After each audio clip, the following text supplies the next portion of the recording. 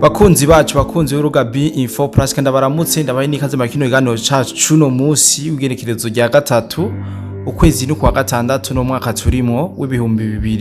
2025 no musi silinda kubicisha amajambo murabizi ko ntabandi umwe muri studio ndikumwe n'umusanguzi rikadere tumuhikaze na karibu muri kino kiganiro cacu cuno musi novuga ko ari kiganiro kitari kigufi no basaba yuko mutora gatebe mukicara kuko tuza kuyagira byinshi bwana musanguzi ikaze ni gwawe mu bwami bwa B Info Plus. Urakoze cyane bwana journaliste kandi kuramutse nizira kumeze neza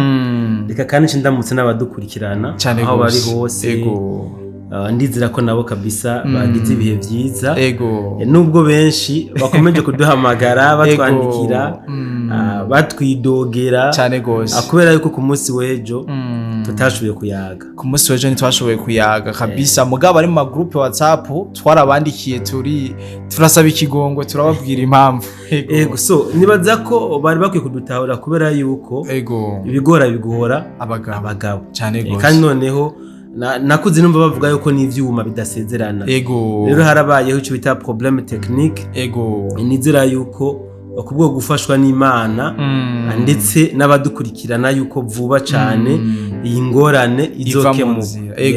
bwana musesanguzi tutarinjiye mu kiganiro cyacu ku munsi wejo abantu baratwandikiye ku bwinshi batubaza ibigiye bitandukanye ariko urashobora kubabwira uko vyari vyifashe mu majambo make imbere yuko twinjira mu kiganiro cyacu nyamba ari kidasanzwe ashobora kukibwira abantu. Nta kintu na kimwe kidasanzwe novuga ku rubuga rw'intambara muri Kongo usibye ko haje ibihuha byinshi cyane gose hariho nanje makuru nashoboye kubona ndifata ku munwa ndatwenga ndabona nuko ndayageza ndabivuga ahantu tanga karorero nk'inkuru nabonye ku gitangaza makuru sinashoboye no kukimenya n'izina y'Edayo sinkanarimenya kuko nabonye kinabesha gose aho cavuze ko ngo muri Rugezi ngo bararashingiye ngo aba FDN bimajana 3 ari ibintu bidashoboka nuko bwana musesanguzi rero agacengera akavuga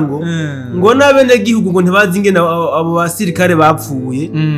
ngo bababona mu mirima ngo bababona mu mirima aho baguye none byogenda gute hakaba operation itani ngabo 13 abene gihugu ntibamenye ko intambara yabaye muri ako gace ibaze ibi bitangaza makuru bwana journaliste birabesha biraduhenda akagira naho bwenge bubasiga kumva yuko wo kwica ingabo 13 tureke aba FDNB dufate nubwo baba basevile 13 ukabica ubarashe hama bene gihugu muri ako gace ntibamenye ibyabaye ibyo ubu bisigura gutevera so bigoye bwana musanguzi ejo kabisa umunsi wejo hiriwe ibihuha bitagira uko bingana hariho nikindi nabonye ngo Uvira ngo iragoswe ngo ingigoswe ngo hasi ngo no mu kirere ngo mu kirere ngo hari drone za M23 na RDF hasi naho ngo haraba M23 na RDF natwigwane hitwo biteba ko bwana musanguzi ariko imbere ko tutangura ikiganiro cyacu abantu bacu n'abantu beza nashashana ngomba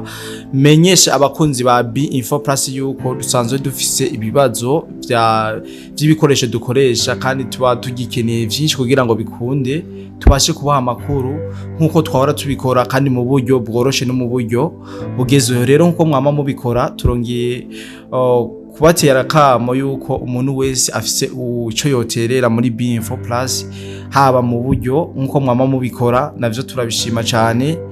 yuko yogira icyakoze uko hari ivyo tugomba gukemura vuba cyane ni vyinshi sinobivuga ndayimare mugahagiye mu kuboko kwanyu ndazi yuko ibintu bizogenda neza kandi abizi yuko mudukunda muri benshi kandi mukadukurikirana muri benshi turiteze rero yuko muri bwa bumwe muri wa mutima wo gufasha nimwe wese ukarongowe ashobora gukora ikintu kandi ico kintu kigafasha uru rubuga rwacu urubuga rwanyu kwa journaliste kanda kunganire mu byukuri abakunzi b'urubuga rwa B Info Plus na B Info twarabwiye yuko tugomba gutangura gukora tuboneka kuko twaronse amakuru avuga yuko nkamwe twokora tuboneka byo gabanura ako imbuga zacu ziguma zihabwa ibihano cyane gose rero niyo mpamvu journaliste ko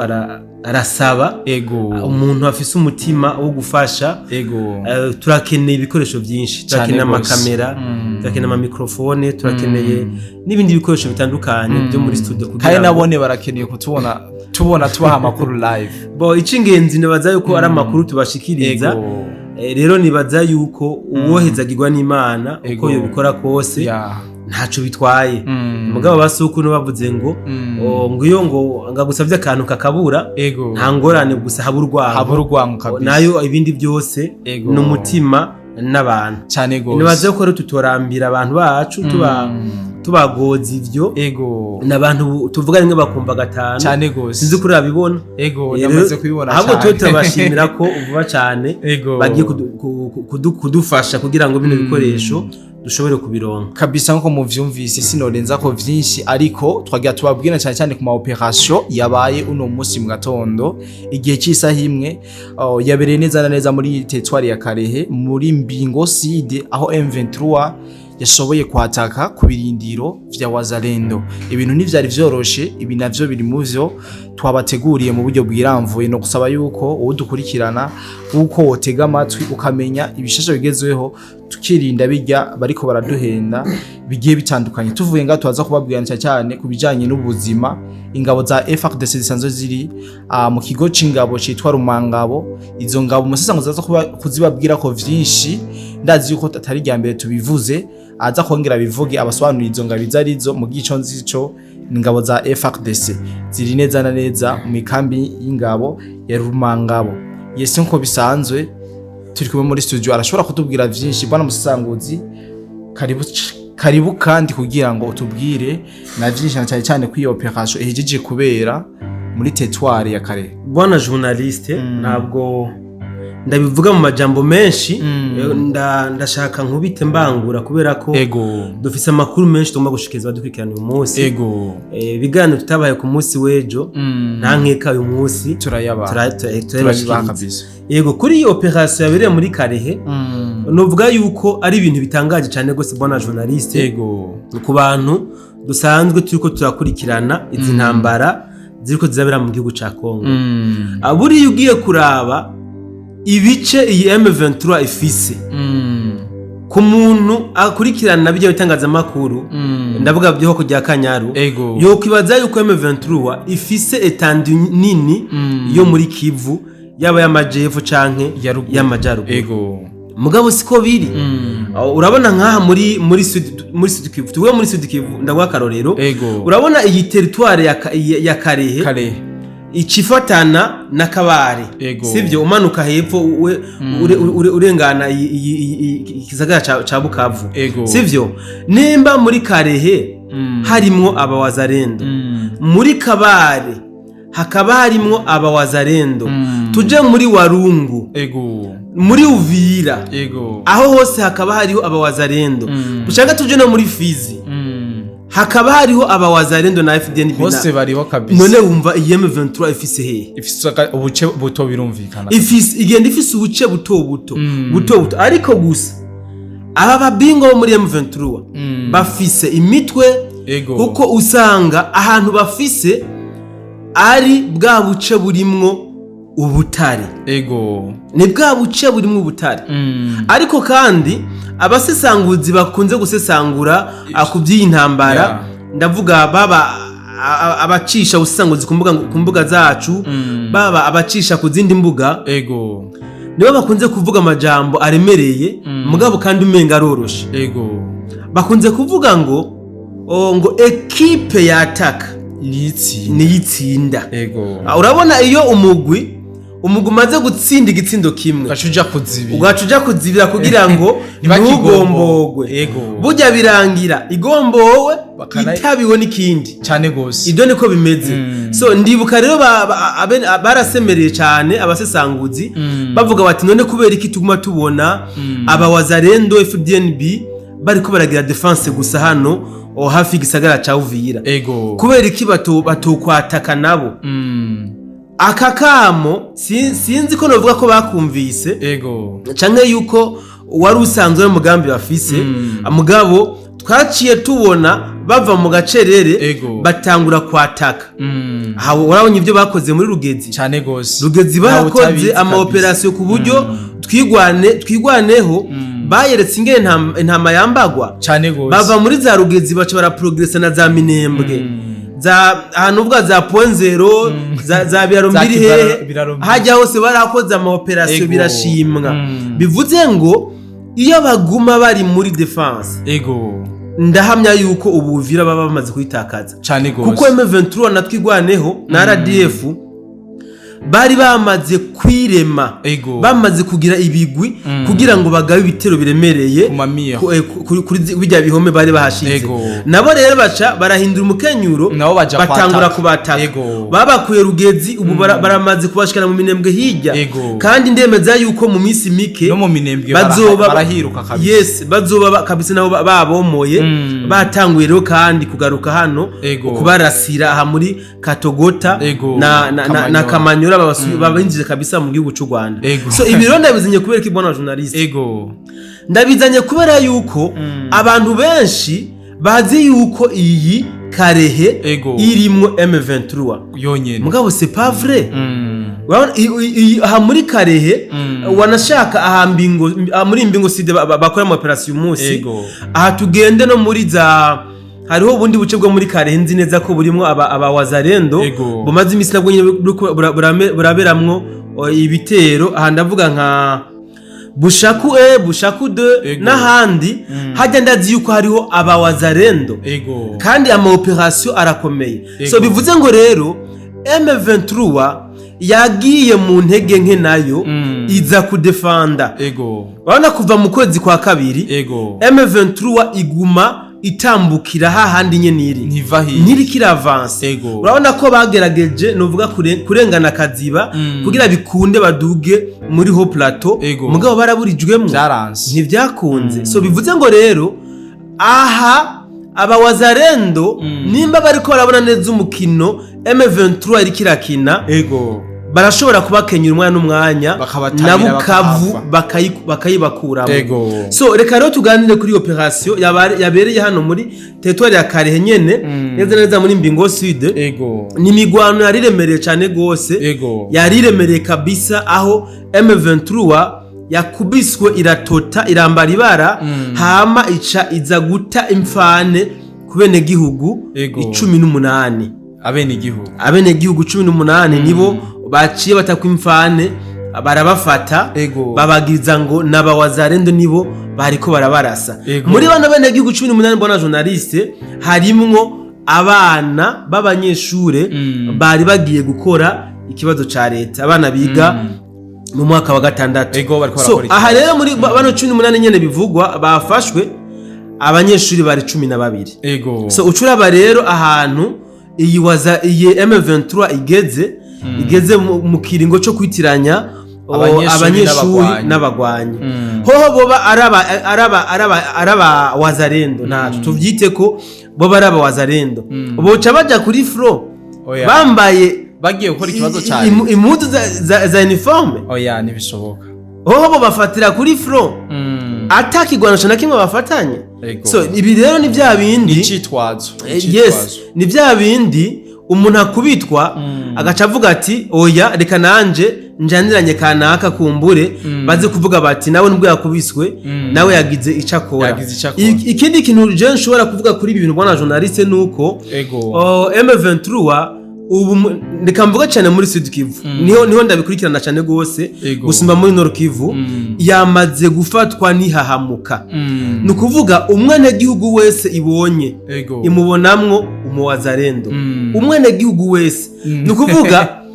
yes ubaze abantu bari muri Bukavu bamubonamwo umuwazarendo yes ubaze abantu bari muri Bukavu nibo babizi neza nushobora kubona umu M23 umwe canke babiri bagenda mwibarabara wapi bagenda ari kikose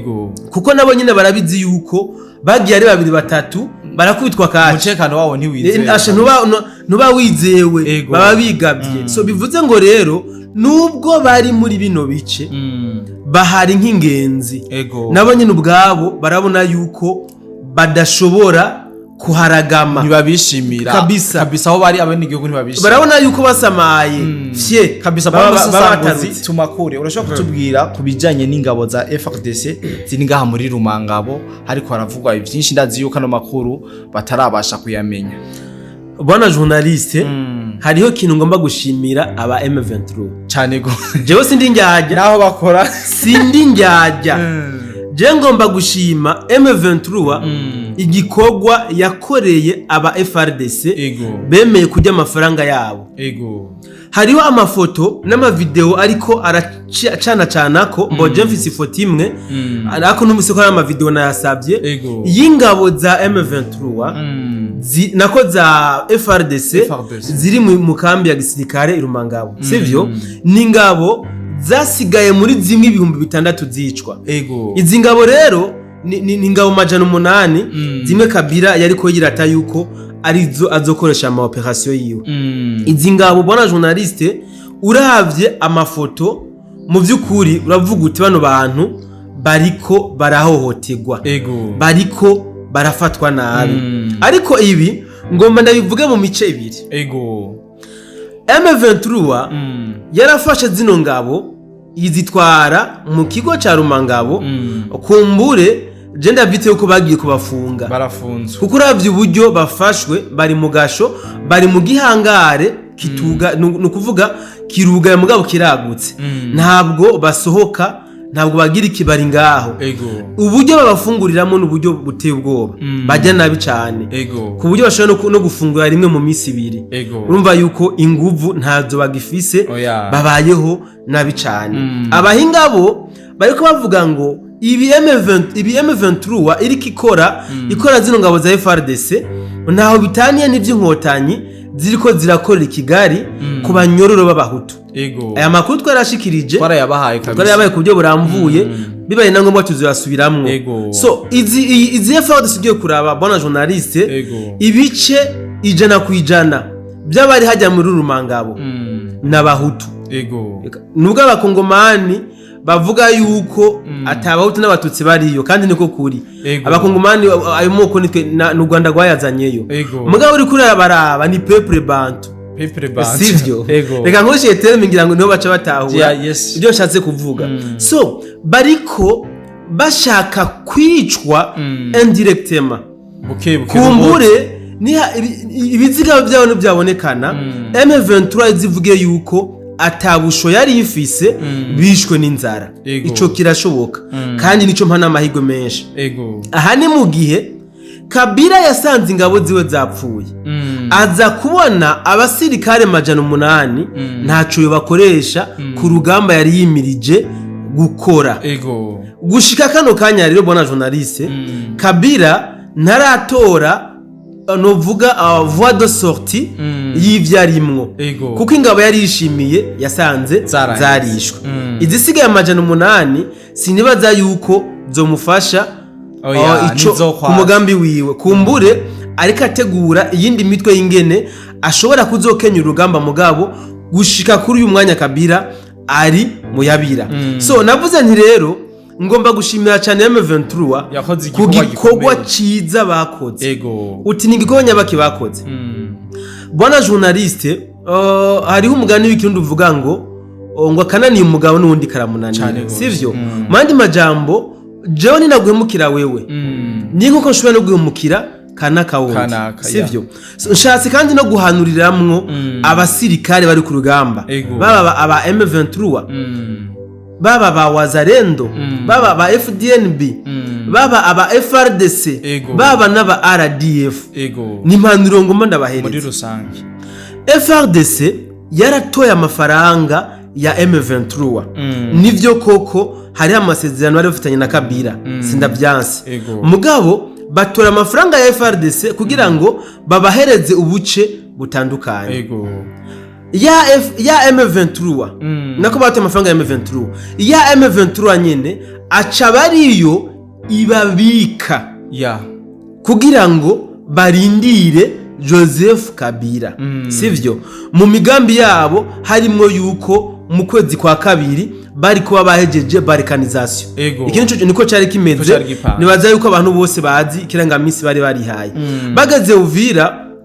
baca bahura n'urukuta ibisi ndi bubisubiremo bamaze guhana urukuta rero bica bituma Kabila ateba kwinjira muri Goma muri Kongo nuze mission itari bwara kubera ko mission itari bwakunde so aba ba M23 rero baca bavuga bati ibi bigwarudubi vya FARDC twebwe tubitse ngaha ubujya ntivyo duhinduka nkuko vyahindutse abo bari basanzwe bakorana cyane gose izimbwa reka tuzidunuze natwe tuzihushure tuzimara amanyama kumbuye nizagira no mutima wo kutuzunguruka ntizizobe zifise ingufu iki nico kintu nshimiye M23 yakoze ciza kabisa kuvuga kubera yuko aba FARDC bagambaniye leta yabo cyane gose kumbure byaye no gushika bakagambanira ni M23